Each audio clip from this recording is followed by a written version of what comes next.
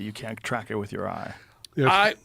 Yes. I've heard people tell me that they were seeing some of these things moving at 16,000 miles per hour plus, and we're still accelerating. I've never been able to verify that, obviously, but these are some people that seem to know what they're talking about, and, they just kind of come forward. I would just have, when I was on the task force, I would just get a phone call and just said, "Hey, are you Mr. Logan?" "Oh, yeah." And they're like,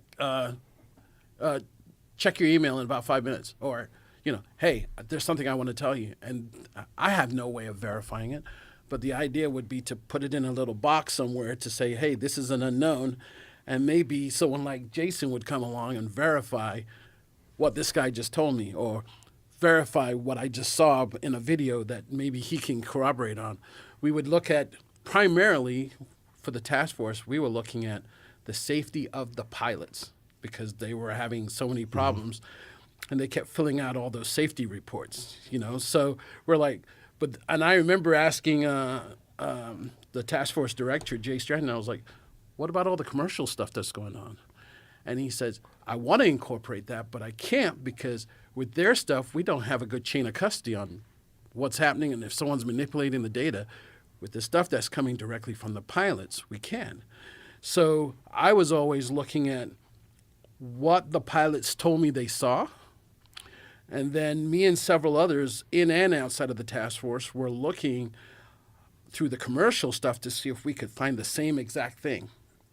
Because that's how when I first got it pulled into the task force, it was, I had talked about my app and I was going to do this just to figure out just something for a hobby when I get older, when I grow up. And then Lue Elizondo came out with Leslie Keane and their story. And I went and found Lue and I said, "If you're serious about what you're talking about, stop by my office," because I just wanted to see if he could do it. And he showed up with the gang, and they presented their story about the pilots and everything. And we were like, "Okay." And I said, "Well, what about this weird thing over here?" And they're like, "How do you know about that?" And I was like, "I got friends in low places, kind of like you." And they looked at me and they said, "Don't worry.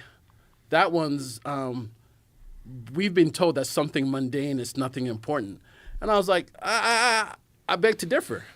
And I was able to show them a video of the same thing, seeing somewhere in the world through civilian stuff.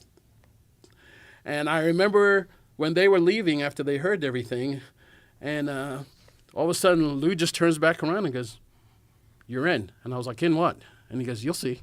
And next thing you know, I was in the task force. So, and for me, I was like, oh, my life just came full circle. I saw some things, and now I'm actually going to investigate these things. And so that's how I kind of pressed ahead. And then just to add on top of that, remember,